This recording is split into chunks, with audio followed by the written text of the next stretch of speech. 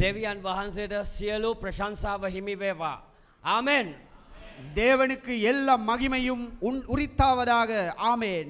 අපි ආමත් hallelujah කියමුද? Hallelujah. அல்லேலூயா என்று சொல்லுவோமா? මනහතව කියන තාව පොඩක් සියලු ප්‍රශංසාව දෙවියන් වහන්සේටයි. ආමෙන්. எல்லா துதியும் தேவனுக்கே. ஆமென். හලෙලුයා. ஹalleluya. තාව පොඩක් හලෙලුයා. ஹalleluya. මම විශ්වාස කරනවා අද දවසේ දෙවියන් වහන්සේ ඔබේ ජීවිතය තුළ ක්‍රියා කරන්නට යන බව. நான் விசுவாசிக்கிறேன் தேவன் இந்த Hallelujah. தினத்திலே உங்கள் வாழ்க்கையிலே ஒரு அற்புதத்தை செய்ய යාඥා போகிறார். කණ්ඩායම ඔබ ගැන යාඥා කරනවා. இந்த ஜெப குழு உங்களுக்காக ஜெபித்துக் கொண்டிருக்கிறார்கள். දෙවියන් වහන්සේට උන් කන්නලව් කරනවා ඔබගේ ජීවිත ගැන. தேவனை பார்த்து அவர்கள் விண்ணப்பித்துக் கொண்டிருக்கிறார்கள் உங்கள் வாழ்க்கைகளை குறித்து. දෙවියන් වහන්සේ බලවත්යක් ඔබේ ජීවිතය තුළ කරන්නට යනවා ඒ නිසා. தேவன் வல்லமையுள்ள காரியத்தை Hallelujah. உங்களுக்காக இன்று செய்ய போவதற்காக. ஹalleluya. ධර්මිෂ්ඨයෙකුගේ යාඥාව කරන කොටගෙන මහත් දේ සිදු වෙන්න යනවා. ධර්මිෂ්ඨයෙකුගේ යාඥාව කරන කොටගෙන මහත් දේ සිද්ධ වෙන්න යනවා. நீதிமானின் ஜெபத்தை கேட்டு தேவன் பெரிய காரியத்தை செய்ய போகிறார். හලෙලුයා. ஹalleluya. හලෙලුයා. ஹalleluya. අපි පෙරලගමු යොහාන් පොතට. நாம் பரிசுத்த வேதாகமத்திலே யோவான் அதிகாரத்திற்கு திருப்பிக் கொள்ளுவோம். යොහාන් පොතේ 11 වෙනි පරිච්ඡේදය අපේ බයිබලයේ අපි හැමෝම පෙරලා ගන්නට යනවා. யோவான் 11வது அதிகாரத்திற்கு நாம் நம்முடைய பரிசுத்த வேதாகமத்தை திருப்பிக் கொள்ள போகிறோம். යොහාන් පොතේ 11 වෙනි පරිච්ඡේදය තුල ඉතා වැදගත් දෙයක් ගැන කතා කරනවා. මරුණව මිනිසෙකුගේ නැවත නැගිටීමක් ගැන කතා කරනවා. யோவான் 11வது அதிகாரத்திலே ஒரு விசேஷமான ஒரு காரியம் நடைபெறுகிறது. அது என்னவென்றால் மரித்த ஒரு மனிதன் உயிர் தெழுகிறான். ඒ මනුෂ්‍යයා මරණයට පත් වුණා. அந்த மனிதன் மரித்து போனான். නමුත් ඔහු නැවත නැගිට්ටා. ஆனாலும் அவன் மீண்டும் உயிரோடு எழும்பினான். සමහර වෙලාවට ඔබේ ජීවිතය මේ උදෑසන මරණයට පත් වෙලා වගේ ඔබට හැඟෙනවා නම් මේ උදෑසන නැවත දෙවියන් වහන්සේ ඔබව නැගිටවන්ට යනවා. ஒரு சில நேரத்திலே Hallelujah. உங்களுடைய வாழ்க்கையானது ඔබගේ நீங்கள் மரித்தவர்கள் என்று நீங்கள் யோசித்துக் கொண்டிருந்தால் மரணீய- தேவன் உங்களை இன்று எழுப்ப போகிறார். මරණීය ශරීරයන් දෙවියන් වහන්සේ නැවත ඔසවන්ට යනවා. மரித்த சரீரங்களை தேவன் மீண்டும் எழுப்ப போகிறார். මියගිය ජීවිත නැවත උන්වහන්සේ ඔසවන්ට යනවා. மரித்து போன எல்லா வாழ்க்கைகளையும் தேவன் மீண்டும் எழுப்ப ඔබ போகிறார். මේ උදෑසන විශ්වාස කරනවා නම් நீங்கள் இந்த காலை வேளையிலே விசுவாசித்தீர்களேயானால் දෙවියන් වහන්සේ බලවත් දේ ඔබේ ජීවිතේ කරන්නට යනවා. தேவன் Amen. வல்லமையான காரியங்களை உங்கள் வாழ்க்கையிலே செய்ய போகிறார். ආමෙන්. ஆமென். ආමෙන්. ஆமென். 11 වෙනි පරිච්ඡේදයේ පළවෙනි පදය කියනවා. 11வது அதிகாரம் முதலாவது வசனத்திலே சொல்லப்படுகிறது. මරියාගේද ඇගේ සහෝදරි වූ මාර්තාගේද ගම වූ බෙතානියෙහි ලාසරස් නම් එක්තරා මිනිසෙක් රෝගීව සිටියේය. மரியாளும் அவன் சகோதரியாகிய மார்த்தாலும் இருந்த பெத்தானியா கிராமத்தில் உள்ளவனாகிய லாசரு என்னும் ஒருவன் வியாதிப்பட்டிருந்தான். දැන් මේ ලාසරස් කියලා මිනිසෙක් රෝගී වෙලා හිටපු කාලයක් ගැනයි මේ කතා කරන්නේ. இங்கே லாசரு என்கிற ஒரு மனிதன் அவன் வியாதியஸ்தனாய் இருக்கிறான் என்கிற காலத்தை குறித்து பேசிக் கொண்டிருக்கிறோம். යේසුස් වහන්සේ කරන්නා වූ කළා වූ විශේෂ හාස්කම් ගැන මේ වචනය තුල කතා කරනවා. இந்த வார்த்தையிலே இயேசு கிறிஸ்துவானவர் செய்த விசேஷ அற்புதங்களை குறித்து பேசப்படுகிறது. මේ ඉස්සල්ලා පරිච්ඡේදවලත් උන්වහන්සේ කළා වූ සියලු හාස්කම් ගැන කතා කරනවා. இன்னும் பல அதிகாரங்களிலே தேவன் செய்த ஒவ்வொரு இயேசு கிறிஸ்துவானவர் செய்த அற்புதங்களை குறித்து சொல்லப்படுகிறது. උන්වහන්සේ කළා වූ පුදුම ක්‍රියාවන් ගැන කතා කරනවා මුල් පරිච්ඡේදවලත් පසු පරිච්ඡේදවලත්. அதற்கு முன்பான அதிகாரங்களிலும் பின்பான அதிகாரங்களிலும் இயேசு கிறிஸ்துவானவர் செய்த அற்புதங்களை குறித்து பேசப்படுகிறது. නමුත් 10 වෙනි පරිච්ඡේදය අපි දකිනවා විශේෂයෙන්ම උන්වහන්සේ මනුෂ්‍යයාගේ ජීවිත තුළ විශේෂ දේවල් කළා නිසා සමහර මනුෂ්‍යයන් එකට කැමති වුණේ නැහැ. මනුෂ්‍යයන් උන්වහන්සේට ගල් ගහන්න හෙව්වා කියලා කියනවා. அதற்கு முன்பதாக 9வது அதிகாரத்திலே இயேசு கிறிஸ்துவானவர் மனிதருடைய வாழ்க்கையிலே விசேஷமான காரியங்களை செய்தபடியினாலே அங்கே கூடியிருந்த அநேகர் அவரை கல்லெறிந்து கொல்லும்படியாக வகை தேடினார்கள் என்று வேதாகமம் சொல்லுகிறது. යේසුස් වහන්සේ සැබෑ දෙවියන් වහන්සේ නිසා යේසුස් වහන්සේ ඔවුන්ගේ ජීවිතවල පුදුම දේවල් කරමින් සිටියා. නමුත් සමහර මනුෂ්‍යයන් ඒකට කැමති වුණේ නැහැ. இயேசு கிறிஸ்துவானவர் மெய்யான தேவனாயிருந்தபடியினாலே அநேகருடைய வாழ்க்கையிலே அவர் அற்புதத்தை செய்து கொண்டிருந்தார். அநேகர் அதை ஏற்றுக்கொள்வதற்கு விரும்பவில்லை. මේ බෙතානියේ වාසය කරපු ලාසරස් එතනම් පොහොසත් මනුෂ්‍යෙක් නෙමෙයි ඔහු සාමාන්‍ය පුද්ගලයෙක්ව හිටියා. இங்கே பேசப்படுகிற லாசரு என்கிறவன் அவன் ஒரு பெரிய செல்வந்தனாயிருக்கவில்லை. அவன் ஒரு சாதாரண ஏழையாயிருந்தான். ඒ වගේම අපි දකින දෙයක් තමයි මේ ලාසරස්ට සහ ඔහුගේ පවුලේ අයට යේසුස් වහන්සේ ආදරය කළා. ඔවුන් ගැන සැලකුවා කියලා බයිබලයේ දකිනවා. பரிசுத்த வேதாகமத்திலே சொல்லப்படுகிறது இங்கே லாசருவையும் அவன் குடும்பத்தையும் இயேசு கிறிஸ்துவானவர் வெகுவாய் நேசித்தார் என்று எழுதப்பட்டிருக்கிறது. නමුත් එතරම් යහපත් දෙයක් නෙමෙයි මේ අවස්ථාවේදී සිද්ධ වෙන්නේ. යේසුස් වහන්සේ වෙනත් පළාතක වෙනත් ප්‍රදේශයක ඉන්නව අතරතුරදී යේසුස් වහන්සේට අහන්න ලැබෙනවා උන්වහන්සේ ප්‍රේම කරන ලාසරස් කියන කෙනා රෝගී වෙලා ඉන්නවා කියලා. இங்கே சொல்லப்படுகிறபடி இயேசுவானவர் தன்னுடைய ஊரை விட்டு வெளி பிரதேசத்திற்கு சென்றிருந்த பொழுது அங்கே லாசருவை குறித்ததாக கேள்விப்படுகிற காரியம் அவன் மரித்து போனான், வியாதியஸ்தனாய் இருக்கிறான் என்று அவர் கேள்விப்படுகிறார். දැන් මේක අහුනම උන්වහන්සේ ඉක්මන් උනේ නැහැ එතනට යන්න. அந்த இடத்திற்கு அவர் அந்த செய்தியை கேட்டவுடனே செல்லுவதற்கு அவர் தாமதப்படுத்தினார் என்று வேதம் சொல்லுகிறது. නමුත් උන්වහන්සේ දැනගෙන හිටියා ලාසරස්ගේ ජීවිතේ ඉරණම මොකක්ද වෙන්න යන්නේ කියලා. ஆனாலும் இயேசு கிறிஸ்துவானவர் அறிந்தார் லாசருடைய வாழ்க்கையின் விதி எவ்வாறு தீர்மானிக்கப்படும் என்பதை குறித்து. ලාසරස්ගේ ජීවිතේ ඉරණම ගැන යේසුස් වහන්සේ දැනගෙන හිටිය නිසා උන්වහන්සේ හදිස්සි වුණේ නැහැ ඒ ස්ථානයට යන්න. இயேசு கிறிஸ்துவானவர் லாசருடைய வாழ்க்கையிலே என்ன நடந்து முடிக்க போகிறது என்பதை குறித்து அறிந்திருந்தபடியினாலே அந்த இடத்திற்கு கடந்து செல்வதற்கு அவர் துரிதப்படாதிருந்தார். හතරවෙනි පදය බලන්න. எட்டாவது வசனத்தை பாருங்கள். හතරවෙනි පදය. நான்காவது வசனத்தை பாருங்கள். ඒත් යේසුස් වහන්සේ ඒ අසා ඒ රෝගය මරණය පිණිස නොව එයින් දෙවියන් වහන්සේගේ පුත්‍රයා මහිමයට පමුණවන ලබන පිණිසයි දෙවියන් වහන්සේගේ ගෞරවය சந்தஹாயை கீசேக கேல කියනවා. நான்காவது வசனத்திலே சொல்லப்படுகிறது இயேசு அதை கேட்ட பொழுது இந்த வியாதி மரணத்திற்கு ஏதுவாயிருக்கிறது, தேவனுடைய மகிமை விளங்குகிறதற்கு ஏதுவாயிருக்கிறது, தேவனுடைய குமாரனும் அதனால் மகிமைப்படுவார் என்றார். දැන් මේ මනුස්සයා රෝගේ වෙලා ඉන්නකොට இந்த மனிதன் நோயாளியா இருக்கும் பொழுது යේසුස් වහන්සේ හදිස්සුනේ නැහැ ගිහිලා බලන්න. இயேசு கிறிஸ்துவானவர் அந்த இடத்திற்கு செல்வதற்கு துரிதப்படாதிருந்தார். එක හේතුවක් වෙන්න පුළුවන් උන්වහන්සේට ගල් ගහන්ට මනුෂ්‍යයන් බලන් හිටිය එක පැත්තක මේ මිනිස්සු උන්වහන්සේට විරුද්ධව වැඩ කරපු අය. උන්වහන්සේ නමුත් දන්නවා ලාසරස්ගේ ජීවිතේ මොනවාද සිද්ධ වෙන්න යන්නේ කියලා. ஒரு பக்கமாக அந்த இடத்திலே அவர் இருந்த ஊரிலே கூடியிருந்த ஜனங்கள் அவரை கல்லெறிவதற்கு வகை தேடினார்கள். ஆனாலும் இயேசுவோ லாசரு மரித்து போயிருந்தான் என்று கேள்விப்படுகிற பொழுது அந்த இடத்திற்கு செல்வதற்கு துரிதப்படாதிருந்தார். උන්වහන්සේ ඔබේ ජීවිතේ ඉරණම ගැන උන්වහන්සේ දන්නවා.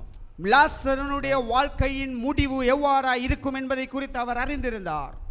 උන්වහන්සේ ඔබේ ජීවිතේ ඉරණම ගැන දන්නවා. அவர் உங்கள் வாழ்க்கையின் முடிவு எவ்வாறா இருக்கும் என்பதை குறித்து அறிந்திருக்கிறார். ඔබ මේ උදාසන මොන යම් අවස්ථාවක වාඩි වෙලා හිටියත් මොන වගේ තත්වයක හිටියත් මොන වගේ රෝගී තත්වයක හිටියත් මම ඔබට යමක් කියන්න කැමතියි. දෙවියන් වහන්සේ ඔබේ ඉදිරිය ගැන දන්නා වූ දෙවි කෙනෙක්. ஹalleluya. நீங்கள் எவ்வாறான நிலையிலே இந்த இடத்திலே நீங்கள் அமர்ந்திருந்தாலும் எந்த விதமான நோய் பிரச்சனை உங்கள் வாழ்க்கையிலே இருந்தாலும் உங்களது முடிவு எவ்வாறா இருக்கும் என்பதை குறித்து அவர் அறிந்திருக்கிறார். ஹalleluya. සමහර වෙලාවට දෙවියන් වහන්සේ කවුද කියලා ඔබ දන්නේ නැති වෙනවා වෙන්න පුළුවන්. නමුත් මේ උදාසන දෙවියන් වහන්සේ ඔබ ගැන අඳුරනවා. ஒரு சில நேரத்திலே நீங்கள் தேவன் யார் என்பதை குறித்து நீங்கள் அறியாதிருக்கலாம், ஆனால் அவரோ உங்களை குறித்து எல்லாவற்றையும் அறிந்திருக்கிறார். සමහර වෙලාවට ඔබ රෝගී වෙලා ඉන්නවා වෙන්න පුළුවන්.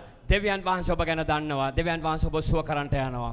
ஒரு சில நேரத்திலே நீங்கள் நோய்களோடு இந்த இடத்திலே அமர்ந்திருக்கலாம், அவர் அதை குறித்து அறிந்திருக்கிறார், அவர் உங்கள் நோயை குணமாக்குவார். වහන්සේ නිකන් ගණන් ගන්න ඇති උත්තරයක් දෙනවා. බය වෙන්න එපා නෙමෙයි එහෙමවත් මුකුත් කියන්නේ. ඒක දෙවියන් වහන්සේගේ ගෞරවය සඳහා වෙන්න යනවා කියලා උන්වහන්සේ අතල්ලා දානවා. இயேசு கிறிஸ்துவானவர் லாசரு மரித்து போனான் என்கிற செய்தியை கேட்கிற பொழுது அதை குறித்து அவர் கவலைப்படாமல் அதை குறித்து அவர் சாதாரணமாக பேசிக் கொண்டிருந்தார். 6 වෙනි පදය බලන්න. ஆறாவது வசனத்தை ඔහු பாருங்கள். රෝගීව සිටින බව උන්වහන්සේ ඇසූ කල්ලි තමන් සිටි ස්ථානයේම තව දෙදවසක් නැවතුණේය කියලා කියනවා. அவன் வியாதியாய் இருக்கிறதாக அவர் கேள்விப்பட்ட பொழுது தாம் இருந்த இடத்திலே பின்னும் 2 நாள் தங்கினார். ඇහිලත් තව දවස් දෙකක් ඉන්නවා එතනම. அவர் அந்த செய்தியை கேள்விப்பட்டதன் பிற்பாடு மீண்டும் 2 நாள் அந்த இடத்திலே தங்குகிறார். අපි හැමෝම කියමුද ඇහිලත් තව දවස් දෙකක් හිටියා. நாம் அனைவரும் சொல்லுவோம், அவர் அதை கேள்விப்பட்ட பிற்பாடும் 2 நாள் தங்கினார். මේක සමහර වෙලාවට අපිට තරහ යන වැඩක් වෙන්න පුළුවන්. ஒரு சில நேரத்திலே இது நம் வாழ்க்கையிலும் இவ்வாறு මට நடந்திருக்கலாம். මතකයි මාස ගානකට ඉස්සලා මම මේ ගැන නැවත කතා කරද්දී එක අවස්ථාවකදී කතා කරද්දී මම කිව්වා මිනිසුන්ට තරහයයි එහෙම වුණා නම් මොකද උන්වහන්සේ ළඟින් ආශ්‍රය කරපු පවුලක්, උන්වහන්සේ දන්න පවුලක්, ඔදි අඳුරන පවුලක්, උන්වහන්සේ බලන්න යන්න හදිස්සුනේ නැහැ. දවස් දෙකක් තවත් දැනගත්තට පස්සේ හිටියා කියලා කියනවා. இதே வார்த்தையை குறித்து நான் பல மாதங்களுக்கு முன்பதாக பேசின பொழுது நான் உங்களோடு இதையே பகிர்ந்து கொண்டேன். இயேசு கிறிஸ்துவானவர் நன்கு அறிந்திருந்த ஒரு குடும்பம் தாம் நேசித்த ஒரு மனிதனை குறித்த ஒரு செய்தியை கேள்விப்பட்டு இன்னும் 2 நாள் தாமதப்படுத்தினார் என்று நாம் பார்க்கிறோம். ආදරය කළා, அவர் நேசித்தார், ඔහුට ප්‍රේම කළා, அவரை குறித்து அன்பாய் හැබැයි බලන්න இருந்தார். ආවේ නැහැ. ஆனாலும் பார்ப்பதற்கு வரவில்லை. ඊට පස්සේ තමයි 7 වෙනි පදේ කියන්නේ ඊට පස්සේ උන්වහන්සේ කියනවා කතා කරලා ගෝලයන්ට අපි යමු කියලා. அதற்கு பிற்பாடு 7வது வசனத்திலே அவர் சொல்லுகிறார், வாருங்கள் நாம் மறுபடியும் திரும்பி போவோம் என்று. 7 වෙනි පදේ කියනවා උන්වහන්සේ යුදයට නැවත යමු යයි ගෝලයන්ට කීසේක. அங்கே நாம் மறுபடியும் யூதேயாவுக்கு போவோம் வாருங்கள் என்றார். දැන් කොහොමද යේසුස් වහන්සේ එනවා මේ ස්ථානයට? இயேசு கிறிஸ்துவானவர் மறுபடியும் அந்த இடத்திற்கு வருகிறார். යේසුස් වහන්සේ ගෝලියෝ කීප දෙනෙක් එක්ක එනවා. அங்கே பல தன்னுடைய சீஷர்களோடு அந்த இடத்திற்கு வருகிறார். බලන්න මෙතන 17 වෙනි පදේ කියනවා. இங்கே 17 17வது வசனத்திலே சொல்லப்படுகிறது, එසේ උන්වහන්සේ ආ කල ඔහු සොවුන්ගේ තබා එවකට 4 දිනක් වූ බව දැනගත්සේක.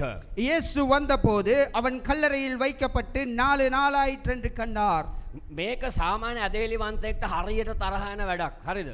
இது ஒரு சாதாரண விசுவாசியை மிகவும் கோவப்படுத்துகிற ஒரு செயல். දැන් හිතන්න කාගේ හරි ගෙදර ඔයගොල්ලෝ කෝල් කරලා කියනවා පාස්ටර් මට සනීපනේ අපේ ගෙදර මෙහෙම ඉන්නවා එක්කෙනෙක් පුළුවන් නම් ඇවිල්ලා බලන්න කියලා කියනවා. දවස් ගානකට පස්සේ ගියොත් ටිකක් අමාරුයි. ඔයගොල්ලෝ ආවේ නැහැ, වැඩක් නැහැ, අපි එන්නේ නැහැ, පල්ලි එන්නේ නැහැ, අපිට ඕනේ නැහැ. ඔය ටික තමයි පටන් ගන්නෙ කවියක් වගේ. இந்த சபையின் விசுவாசிகள் இவ்வாறான ஒரு சம்பவம் உங்கள் வாழ்க்கையில் நடந்தால் நீங்கள் எப்படி நடந்து கொள்வீர்கள் என்பதை குறித்து நாம் யோசித்து பார்த்தால், நீங்கள் யாராவது அவசரமாக ஒரு தொலைபேசி அழைப்பை கொடுத்து ஒரு பிரச்சனை என்று சொல்லும் பொழுது 2 நாள் தாமதமாகி வந்தால் நீங்கள் எங்களை குறை கூறுவீர்கள். ඔබ නැමේ වෙනත් අය இது உங்களை குறித்தல்ல, இது வேறு யாரையாவது குறித்து. ඕන් කියනවා මම එන්නේ නැහැ ඊට පස්සේ. நான் சொல்லுவோம், அப்படியானால் நான் மீண்டும் வரமாட்டேன். කෝල් කරපු ගමන් ආවේ නැහැ, දවස් 4ක් ගිහලා මැරිච්ච මිනිහ බලන්න ආවද? தொலைபேசி அழைப்பை எடுத்து சொன்னவுடன் நீங்கள் அந்த பிரேதத்தை பார்ப்பதற்கு வந்தீர்களா? අවශ්‍ය වෙලාවට නැත්තම් අපිට වැඩක් නැහැ. தேவையான நேரத்திற்கு இல்லாதது தேவையில்லை. ඕගොල්ලෝ වැඩක් නැහැ. நீங்கள் எந்த பிரயோஜனமும் இல்லாதவர்கள்.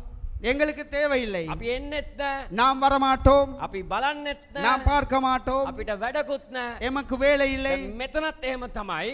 இங்கே அப்படித்தான் நடக்கிறது.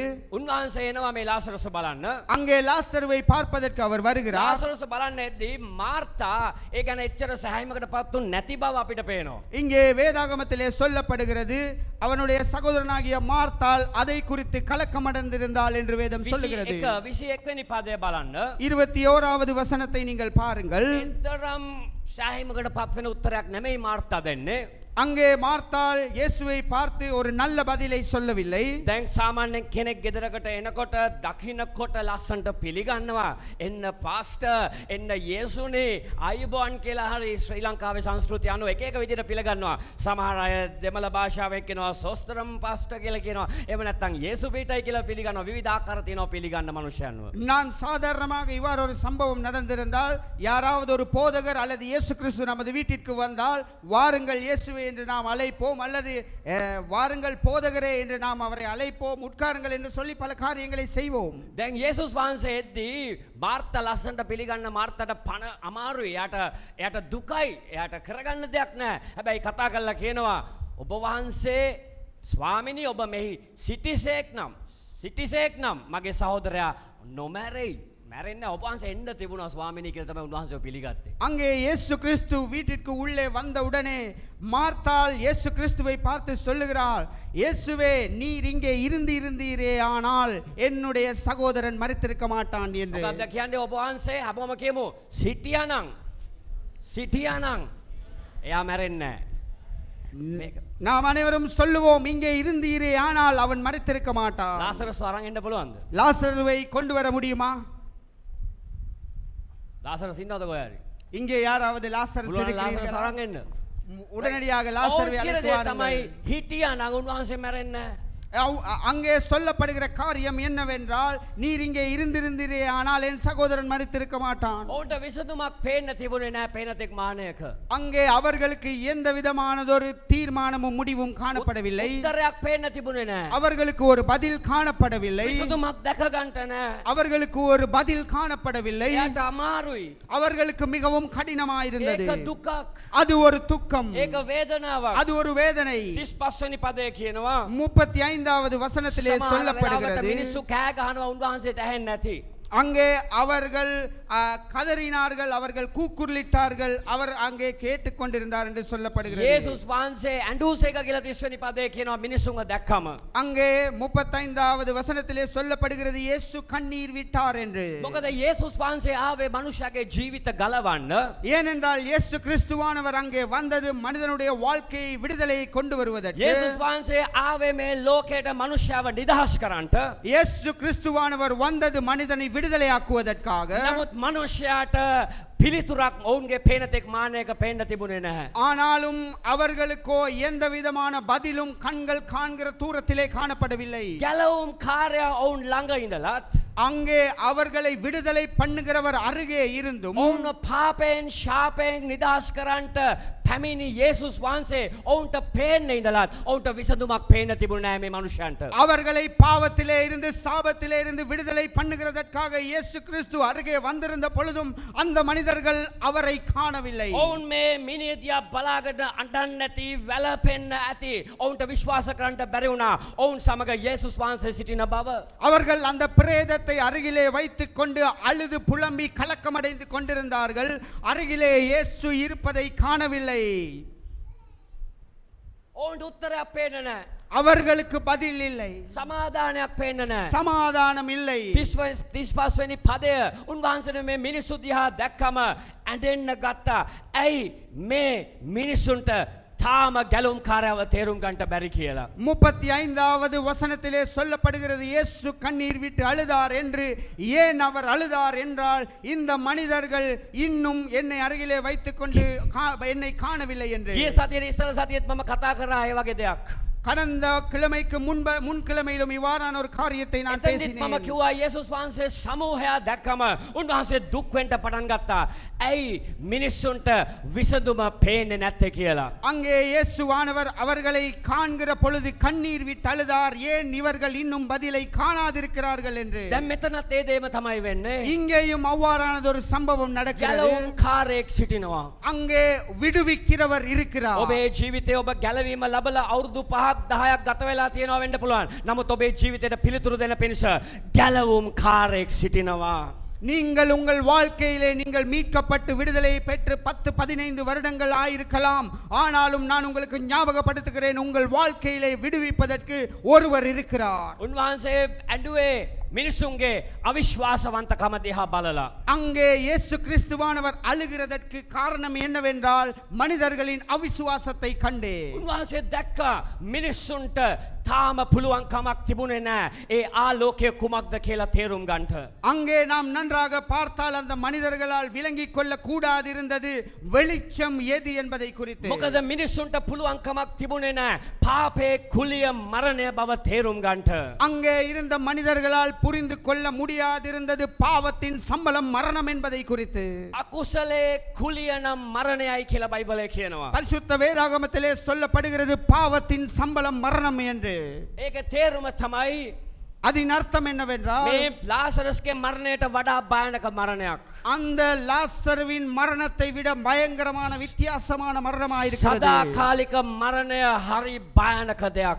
நித்திய கால மரணம் அது மிகவும் பயங்கரமாயிருக்கிறது. නමුත් යේසුස් වහන්සේ මේ ලෝකයට පැමිණියේ මනුෂ්‍යව සදාකාල මරණයෙන් නිදහස් කරන්න පිණිසයි. ஆனாலும் Hallelujah. இயேசு கிறிஸ்துவோ இந்த Hallelujah. உலகத்திற்கு வந்தது மனிதர்களை நித்திய மரணத்திலே இருந்து விடுதலை பண்ணுவதற்கு. උන්වහන්සේ උන්වහන්සේ මේ ලෝකයට ආවේ ඔබවත් මමත් ස්වර්ග රාජ්‍යයට රැගෙන යන පිණිසයි. அவர் இந்த உலகத்திற்கு வந்தது உங்களையும் என்னையும் நித்திய ஜீவனிற்காக பரலோக ராஜ்யத்திற்கு எடுத்துக்கொள்ளும்படியாக. උන්වහන්සේ මේ ලෝකයට ආවේ ඔබටත් මටත් සදාකාලික ප්‍රීතිය අපිට අත්පත් කර දෙන පිණිසයි. அவர் இந்த உலகத்திற்கு Hallelujah. வந்தது நம்முடைய வாழ்க்கையிலே நித்திய கால ஜீவனை பரிபூர்ணமாக நாம் பெற்றுக்கொள்வதற்காகவே. නමුත් මනුෂ්‍යයන්ට මේක තේරෙන්නේ නැහැ. ஆனாலும் மனிதனால் இதை விளங்கிக் கொள்ள ඔවුන්ට முடியாமல் இருந்தது. තේරුනේ නැහැ. ඔවුන්ට அது- තේරුනේ නැහැ. அவர்களால் புரிந்து கொள்ள முடியாமல் இருந்தது. නමුත් යේසුස් වහන්සේ කතා කළා 25 වෙනි පදේ කියනවා. ஆனாலும் இயேசு கிறிஸ்துவானவர் பேசி 25வது வசனத்திலே சொல்லுகிறார், යේසුස් වහන්සේ නැවත නැකිටීමද ජීවනයද මාමය මා කෙරෙහි අදහන්නා මලනුමුත් ජීවත් වන්නේ කියලා උන්වහන්සේගේ වචනය කියා තිබෙනවා. யோவான் 11வது அதிகாரம் 25வது வசனத்திலே இயேசு அவளை நோக்கி, நானே உயிர் தெழுதலும் ஜீவனுமாய் இருக்கிறேன், என்னை விசுவாசிக்கிறவன் மரித்தாலும் பிழைப்பான். උන්වහන්සේ උත්තාන වුණා උත්තනන් වහන්සේ. அவர் உயிர் தெழுந்த Hallelujah. தேவனாய் இருக்கிறார். උන්වහන්සේට පුළුවන් ඔබේ ජීවිත නැවත උත්තාන කරන්නට. அவரால் கூடும் உங்கள் வாழ்க்கைகளை உயிர்ப்பிப்பதற்கு. ඔබේ ජීවිතේ වැටුණ තනින් නැවත නැකිටවන්ට දෙවියන් වහන්සේට තවමත් හැකියාව තිබෙන බව විශ්වාස කරන්නට මේ උදෑසන. உங்கள் வாழ்க்கை எங்கே விழுந்திருக்கிறதோ அந்த இடத்திலே இருந்து உங்கள் வாழ்க்கையை உயிர் கொடுப்பதற்கு அவரால் கூடும் என்பதை இப்பொழுது விசுவாசியுங்கள். සමහර වෙලාවට ඒ වැටුණ ස්ථානයේ ඔබේ ව්‍යාපාරය වෙන්න පුළුවන්. அந்த ඔබේ இடத்திலே- රැකියාව වෙනවා වෙන්න පුළුවන්. அந்த இடத்திலே விழுந்திருக்கிறது உங்களது தொழிலா இருக்கலாம், உங்களது வியாபாரமா இருக்கலாம். ඒ නැවත නැකිටවීමේ හැකියාව ඔබ විශ්වාස කරන අපි විශ්වාස කරන අහස පොළව මැව්වා වූ දෙවියන් වහන්සේට තිබෙනවා ඒ ආකාරයෙන්ම.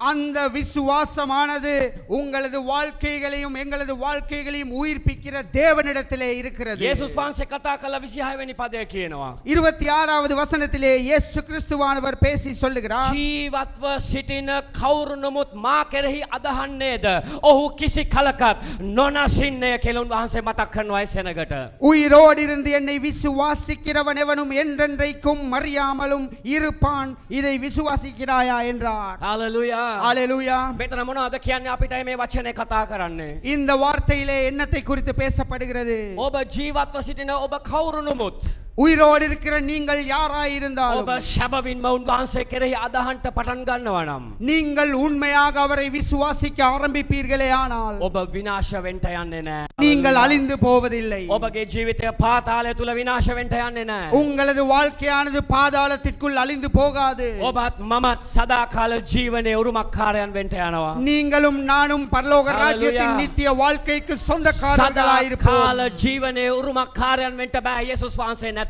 நித்திய கால ஜீவன் இயேசு கிறிஸ்துவுக்குள் இருக்கிறது. ඒකයි අපිට තිබෙනා වූ සුබ ආරංචිය. නමුත් යේසුස් වහන්සේ තුල ஆனாலும் இயேசு கிறிஸ்துவுக்குள் සදාකාල ජීවනය ඔබට අයිති. நித்திய ஜீவன் நமக்கு සදාකාල சொந்தமாயிருக்கிறது. ජීවනය මම සරලව කියනවා නම් ඔබට ඔබේ ජීවිතවලට බලාපොරොත්තුවක් තිබෙනවා. நித்திய கால ஜீவன் என்பதை குறித்து சரளமாக பேசினால் உங்களுக்கு நித்திய ஜீவனை குறித்ததான எதிர்பார்ப்பு இருக்கிறது. උන්වහන්සේකයි කතා කරලා කියන්නේ அவர் என்னத்தை பேசி சொல்லுகிறார்? ජීවත්ව සිටින කවුරු නමුත් உயிரோடு இருக்கிற யாராயிருந்தாலும் මා කෙරෙහි අදහන්නේද?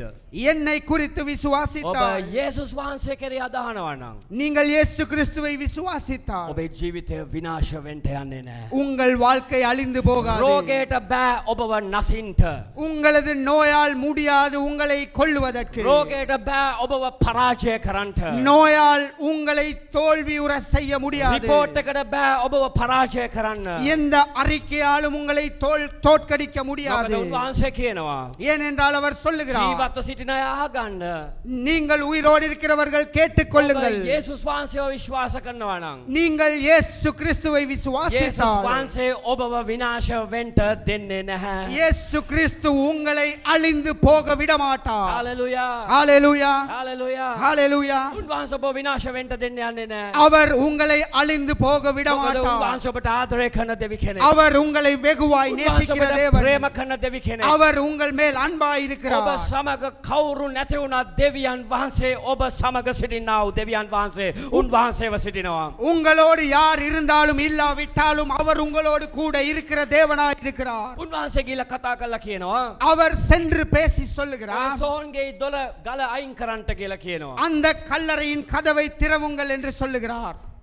මොනවද කියන්නේ? என்ன சொல்லுகிறார்? 39 වෙනි පදය බලන්න. 39வது வசனத்தை பாருங்கள். මේක දිග දේශනාවක් නමුත් මම කෙටියෙන් ඔබ සමග කතා කරන්නට යනවා. இந்த நீண்டதானது ஒரு கதையை நான் உங்களோடு சுருக்கி பேசுகிறேன். ගලා කරන්නට කියනවා. இந்த கல்லை எடுத்து போடுங்கள் නමුත් என்றார். තාමත් මාර්තට විශ්වාසයක් නැහැ. ஆனாலும் இதை குறித்து மார்த்தாளுக்கு எந்த விசுவாசமும் இல்லை. මාර්ත කතා කරලා කියනවා. மார்த்தாள் பேசி சொல்லுகிறார், ඒක අයින් කළොත් දැන් ගඳ ගහයි මෙතන.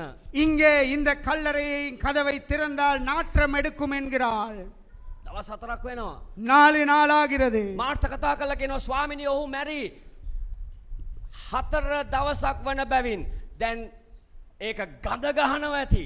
ඊට වඩා හොඳයි මේක අරින්න නැතුව හිටියනම් කියලා ඇය කතා කරලා කියනවා. மார்த்தாள் அவரை பார்த்து சொல்லுகிறார், ஆண்டவரே நாருமே 4 நாளாயிற்றே என்று சொல்லுகிறாள். නමුත් උන්වහන්සේ යමක් කියනවා. ஆனாலும் அவர் சொல்லுகிறார், ඒ ගල ඉවත් කරන්න. இந்த கல்லை எடுத்து போடுங்கள் என்றார். මේ උදෑසන ඔබේ ජීවිතය තුළ යම් ගල් ඔබ තබාගෙන තිබෙනවා වෙන්න පුළුවන්. இந்த நேரத்திலே உங்கள் வாழ்க்கையிலே ஏதாவது ஒரு கல்லை நீங்கள் வைத்துக் கொண்டிருக்கலாம். ඒ ගල් ඔබ ඉවත් කරන්න අවශ්‍යයි. அந்த கல்லை நீங்கள் எடுத்து போட வேண்டும். සමහර ගල් තමයි අවිශ්වාසය.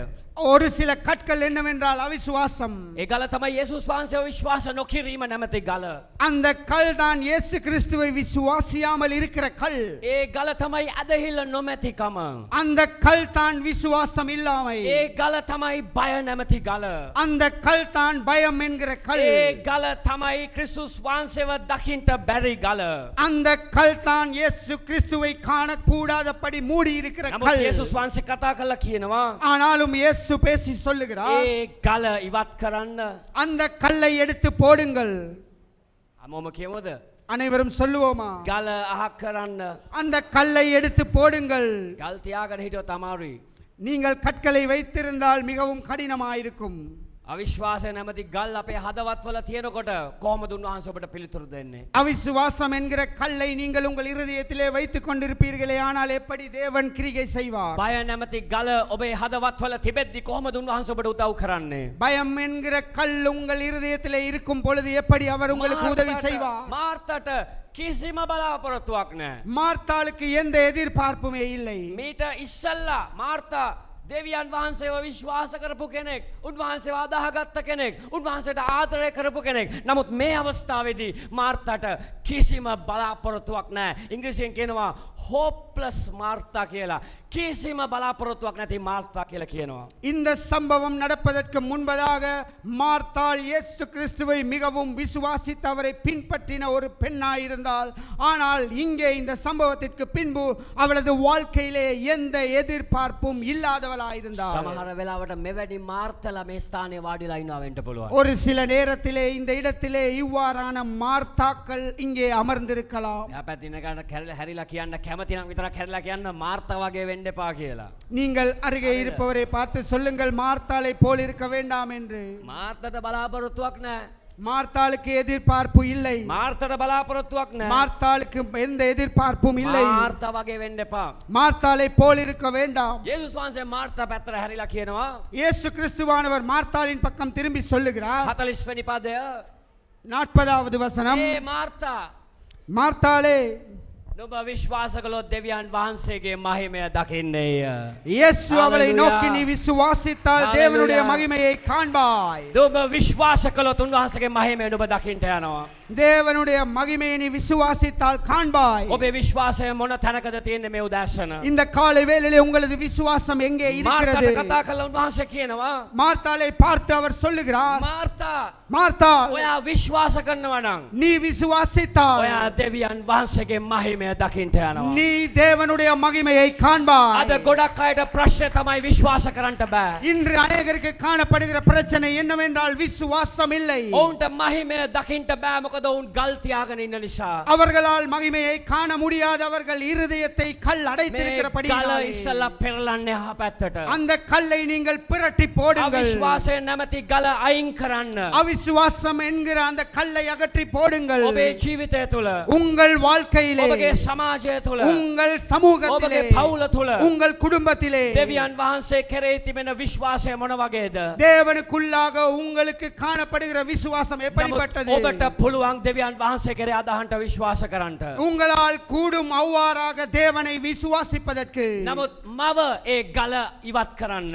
ஆனாலும் தாயே அந்த கல்லை அகற்றி விடுங்கள் පියා ඒ ගල අයින් කරන්න. தகப்பனே அந்த கல்லை அகற்றி விடுங்கள் බොහෝ අයගේ ජීවිත අද සාක්ෂි දරන්නට අමාරු වෙලා තියෙන්නේ. ඔවුන් විවිධ ගල් තියාගෙන ඉන්න නිසා. ඔවුන්ට විශ්වාසයක් නැහැ. ඔවුන් සුව වෙන්නේ නැහැ. ඔවුන්ට අදහන්ට බෑ. 100% දෙවියන් වහන්සේ විශ්වාස කරන්නට අමාරුයි. ඔවුන් විශ්වාස කරන දේ තමයි වෛද්‍යවරයාගේ රිපෝට් එක, අරයාගේ රිපෝට් එක, ගුරුවරයාගේ රිපෝට් එක, මෙයාගේ රිපෝට් එකයි ඔවුන් විශ්වාස කරන්නේ. ஏனென்றால் அநேகரால் விசுவாசிக்க கூடாமல் இருக்கிற ஒரு காரியம் என்னவென்றால் அவர்கள் விசுவாசிப்பது வைத்தியர்களின் அறிக்கையும் பாடசாலைகளின் அறிக்கையும் பல்வேறு விதமான கால காரியங்களை அவர்கள் விசுவாசித்துக் கொண்டிருப்பதினால் தேவனால் அவர்கள் வாழ்க்கையில கிரியை செய்யக்கூடாது இருக்கிறது. නමුත් යේසුස් වහන්සේ කියනවා ஆனாலும் இயேசு சொல்லுகிறார் ඒ ගල අයින් කරන්න. அந்த கல்லை எடுத்து போடுங்கள். දෙවෙනියට කියනවා இரண்டாவதாக சொல்லுகிறார் ඔබ විශ්වාස කළොත් ඔබ දෙවියන් වහන්සේගේ මහිමය දකින්න යනවා. நீ விசுவாசித்தாயானால் Hallelujah. தேவனின் மகிமையை காண்பாய். මම විශ්වාස කරනවා මේ දෙව මේ ආරම්භයේ සිට අවසානයේ දක්වා දෙවියන් වහන්සේ ඔබේ ජීවිතවල බලවත් වූ දෙයක් කරන්නට යන බව. நான் விசுவாசிக்கிறேன் Hallelujah. ஆராதனையின் ஆரம்பம் தொடக்கம் முடிவு வரையிலே தேவன் உங்களை வழி நடத்துகிறார் என்று. මම හිතන්නේ දෙව මේ ආරම්භයේදීම කිව්වා ප්‍රදේවංජල කිව්වා මම දෙවියන් වහන්සේගේ මහිමය දකින්න යනවා කියලා.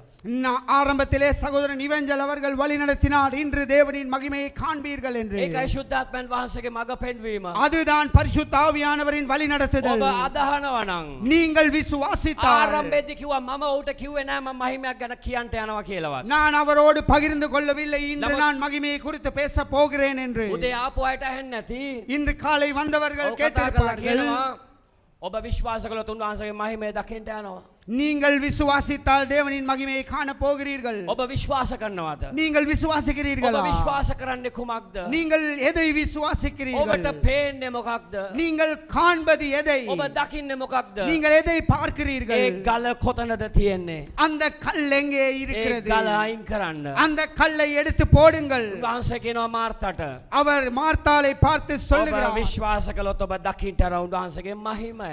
நீ விசுவாசித்தாயானால் தேவனின் மகிமையை காண்பாய். 43 වෙනි පදය කියනවා 43வது வசனத்திலே சொல்லப்படுகிறது. මෙන්න නියම තැන. இதுதான் சரியான இடம். 43 වෙනි පදය කියනවා 43வது வசனம் මොනවද කියන්නේ? என்ன சொல்லுகிறார்? ලාසරස් லாசருவே එළියට එන්න. வெளியே வா. ලාසරස් லாசருவே එළියට එන්න. வெளியே வா. ලාසරස් லாசருவே එළියට එන්න කිව්වම வெளியே வா. ඒ මරණීය ශරීරයට ජීවනය පැමිණෙන්න පටන් ගත්තා. அந்த மரித்த சரீரத்திற்கு உயிர் கிடைத்தது. ඔහු නැගිටින්න ගත්ත ක්‍රමක්‍රමයෙන් அவன் எழும்ப ஆரம்பித்தான். ඔහුගේ ජීවනය එන්න පටන් ගත්තා. ක්‍රිස්තුස් වහන්සේගේ ජීවනය ඔහු කරේ නිදහස් වෙන්න පටන් ගත්තා. இயேசு கிறிஸ்துவானவரின் ஜீவன் அவனுக்குள்ளாக ஓ, வர புறப்பட நக்கி- ஆரம்பித்தது. ඔහු නැගිටිනවා ඊට පස්සේ. அவன் எழும்புகிறான் அப்படியே. ඔහු නැගිටලා අමාරුවෙන් එනවා උන්වහන්සේ ළඟට. அவன் எழும்பி கஷ்டத்தோடு முன்னே வருகிறான். ඊට පස්සේ උන්වහන්සේ කතා කරලා කියනවා அதற்கு பிற்பாடு அவர் එන්න சொல்லுகிறார், ඕගොල්ලෝ. நீங்கள் வாருங்கள், ඇවිල්ලා යාව නිදහස් කරන්න. அவனை சுற்றி இருக்கிற சீலைகளை අද எடுத்து ගොඩක් போடுங்கள். අය මෙහෙම බැඳගෙන ඔතාගෙන ඉන්න නිසා ඔවුන්ට කරන්න බෑ ගොඩක් දේවල්. அவனை சுற்றி சீலையினால் கட்டப்பட்டிருக்கிறபடினால் ஒன்றும் செய்ய முடியாது. ඔවුන්ගේ ජීවිතවල ඔවුන් බන්ධනවල ජීවත් වෙනවා. அவர்களுடைய வாழ்க்கையிலே அவர்கள் கட்டுகளிலே வாழ்கிறார்கள். ඔවුන්ට කතා කරලා කියනවා அவர்களை பார்த்து ඔවුන් சொல்லுகிறார், නිදහස් කරන්න. அவனை விடுவியுங்கள். මොකද යේසුස් වහන්සේ ආවේ එවැනි වස්ත්‍ර වලින් මනුෂ්‍යව නිදහස් කරන්න පිණිසයි. இயேசு கிறிஸ்துவானவர் வந்தது அவ்வாறான வஸ்திரங்களிலே இருந்து மனிதர்களை விடுதலை ஆக்கும்படியாக. මරණීය වස්ත්‍ර ඔබේ ජීවිතෙන් ඉවත් කරන්න පිණිසයි උන්වහන්සේ මේ ලෝකයට පැමිණියේ. மரணத்தின் வஸ்திரத்தை உங்கள் வாழ்க்கையிலே இருந்து எடுத்து போடும்படியாகவே இயேசு கிறிஸ்து இந்த உலகத்திற்கு வந்தார். යේසුස් වහන්සේ මරණය නැමැති වස්ත්‍රය උන්වහන්සේ පාගා දමනු ලැබුවා. උන්වහන්සේ විනාශ කරනු ලැබුවා. මක්නිසාද උන්වහන්සේ ජීවනය දෙන්නා වූ දෙවි කෙනෙක් නිසා. மரணம் என்கிற வஸ்திரத்தை அவர் மிதித்து Hallelujah. அழித்து போட்டார். ஏனென்றால் அவர் புதிய வாழ்க்கையை கொடுக்கிற ඒක தேவனாய் මේ இருக்கிறபடியால். උදෑසන ඔබ විශ්වාස කරනවා නම් ඔබ දෙවියන් වහන්සේගේ මහිමය දකින්න යනවා. நீங்கள் இதை இன்று காலையிலே விசுவாசித்தால் தேவனின் மகிமையை காண போகிறீர்கள். මැරුණු ලාසරස්ට ජීවනය ආවා. செத்த மரித்த லாசருவுக்கு ஜீவன் கிடைத்தது. මැරුණ ලාසරස් ඇවිදින්ට පටන් ගත්තා. மரித்து போன லாசரு நடக்க ஆரம்பித்தான். උන්වහන්සේගේ වචනය කියනවා. அவருடைய வார்த்தை சொல்லுகிறது, උන්වහන්සේ එළියට එන්න කිව්වම அவர் வெளியே வா என்று சொன்னவுடனே ඔහු එළිය මේ මයික් එක මාරු කරන්න. ඔහු එළියට ආවා කියලා කියනවා. அவன் வெளியே வந்தான் என்று சொல்லப்படுகிறது. ඔහු එළියට ආව විතරක් නෙමෙයි. அவன் வெளியே வந்தது மாத்திரமல்ல, ඔහු විශ්වාස කළා උන්වහන්සේව. அவன் அவரை விசுவாசித்தான். ඔබ දන්නවද? நீங்கள் அறிந்திருக்கிறீர்களா? සෑම මැරුණා වූ මිනිසෙක් පවා ඔහුගේ ජීවිතය අවසන් කරාට පසු ඔහු යේසුස් වහන්සේව දකින්නට උන්වහන්සේගේ ළඟ පැමිණීමේදී ஒவ்வொரு மரித்த மனிதனும் இயேசு கிறிஸ்துவை விசுவாசிக்க ஆரம்பித்ததன் பிற்பாடு இயேசுவின் வருகையிலே அவரை காண මේ போகிறார்கள். ස්ථානයේ ඔබ යේසුස් වහන්සේව පිළිගත්ත කෙනෙක් නම් ඔබ නැවත නැගිටින්න යනවා ක්‍රිස්තුස් වහන්සේ සමග. நீங்கள் இயேசுவை விசுவாசித்தவராய் இருந்தால் அவரோடே கூட உயிர் தெளிதலிலே அவரை காண ඒ போகிறீர்கள். ස්ථානය තුල හැඬීම නැහැ. அந்த இடத்திலே அழுகை இல்லை, ඒ ස්ථානය තුල වේදනාව නැහැ. அங்கே வேதனை இல்லை, ඒ ස්ථානය තුල බරක් නැහැ. அங்கே எந்த பாரமும் ඔබ இல்லை. ප්‍රීතියෙන් ජීවත් වෙන්න යන උන්වහන්සේ සමග. நீங்கள் சந்தோஷத்தோடு அவரோடு கூட வாழ போகிறீர்கள். නමුත් ඒ රෙදි මුදා හරින්න අවශ්‍යයි. ஆனாலும் அந்த சீலைகளை நீங்கள் விடுவிக்க வேண்டும். මැරුණ ලාසරස් மரித்து போன ඔහුගේ லாசரு, ජීවිතයට ජීවනය පැමිණියා. அவனுடைய வாழ்க்கைக்கு ஜீவன் கிடைத்தது. කවුරු නිසාද? யார் நிமித்தம்? යේසුස් වහන්සේ නිසා. இயேசு கிறிஸ்துவின் நிமித்தமே. යේසුස් වහන්සේ නිසා. இயேசு கிறிஸ்துவின் நிமித்தமே. ඒ මරණීය වස්ත්‍ර ඉවත් කරන්නට මේ උදෑසන. அந்த எல்லா மரணத்தின் வஸ்திரங்களையும் நீங்கள் கலட்டி போடுங்கள். ඒ බන්ධනවල ඔබ ඉන්නවා නම් උන්වහන්සේට කියන්න ස්වාමිනී මාව නිදහස් කරන්නට කියලා. அந்த எல்லா பிடிகளிலும் நீங்கள் கட்டப்பட்டிருந்தால் நீங்கள் அவரை பார்த்து சொல்லுங்கள், தேவனே என்னை விடுவியும். පාපය නැමැති වස්ත්‍රවල ඉන්නවා නම් උන්වහන්සේට කියන්න ස්වාමිනී මේකෙන් මාව නිදහස් කරන්නට කියලා. பாவம் என்கிற வஸ்திரத்தை நீங்கள் உடுத்திக் கொண்டிருந்தால், தேவனே என்னை நீர் இன்று விடுதலை செய்யும் என்று சொல்லுங்கள். සමහර වෙලාවට මේ වස්ත්‍රය ඔබගේ පාපය වෙන්න පුළුවන්, ශාපය වෙන්න පුළුවන්, වේදනාව වෙන්න පුළුවන්, කලකිරීම වෙන්න පුළුවන්, එපා වීම වෙන්න පුළුවන්, බය වෙනවා වෙන්න පුළුවන්. ஏனென்றால் ஒரு சில நேரத்திலே இந்த வஸ்திரமானது உங்கள் வாழ்க்கையிலே துக்கமா இருக்கலாம், நோயா இருக்கலாம், சாபமா இருக்கலாம், பிரச்சனையா இருக்கலாம். උන්වහන්සේට පුළුවන් ඒ වලින් ඔබව නිදහස් කරන්න. அவரால் கூடும் உங்களை இவை எல்லாவற்றிலும் இன்று விடுதலை செய்வதற்கு. 6 වෙනි පරිච්ඡේදයේ කියනවා උන්වහන්සේ අපේ ජීවනයේ රොටියව එහෙම නැත්නම් bread of life කියලා කියනවා 6 වෙනි පරිච්ඡේදය තුල. 6வது வசனத்திலே அவருடைய வார்த்தையிலே சொல்லப்படுகிறது, அவர் நமக்கு ஜீவ அப்பமாயிருக்கிறார் என்று. මම ජීවනය දෙන්න පැමිණි අවතරන් වහන්සේ කියලා උන්වහන්සේ ප්‍රකාශ කරනවා. நான் ஜீவனை கொடுப்பதற்காகவே வந்தேன் என்று அவருடைய வார்த்தை சொல்லுகிறது. මනුෂ්‍යයාගේ ශරීරයන් වලට ජීවනය දෙන පිණිසයි උන්වහන්සේ මේ ලෝකයට ආවේ. மரித்த மனிதனுடைய சரீரத்திற்கு ஜீவனை கொடுக்கும்படியாகவே அவர் இந்த உலகத்திற்கு வந்தார் என்று வேதம் சொல்லுகிறது. ජීවනදායක කෑම උන්වහන්සේ බව වචනය කියනවා. ஜீவ அப்பம் அவரே என்று வேதம் சொல்லுகிறது. 9 වෙනි පදය කියනවා. 9 වෙනි පරිච්ඡේදය කියනවා. 9வது வசன அதிகாரத்திலே උන්වහන්සේ சொல்லப்படுகிறது, මේ ලෝකයේ ආලෝකයයි කියලා උන්වහන්සේ කියනවා. அவரே இந்த உலகத்திற்கு ஒளியாயிருக்கிறார் என்று வேதம் 11 சொல்லுகிறது. වෙනි පරිච්ඡේදය කියනවා. 11வது அதிகாரத்திலே சொல்லப்படுகிறது, නැවත නැගිටීමද ජීවනයද මමයි කියලා උන්වහන්සේ කියනවා. மீண்டும் உயிர் தெளிதலும் ஜீவனும் நானாயிருக்கிறேன் என்று ඒ சொல்லுகிறார். ජීවනදායක කෑම යේසුස් වහන්සේ.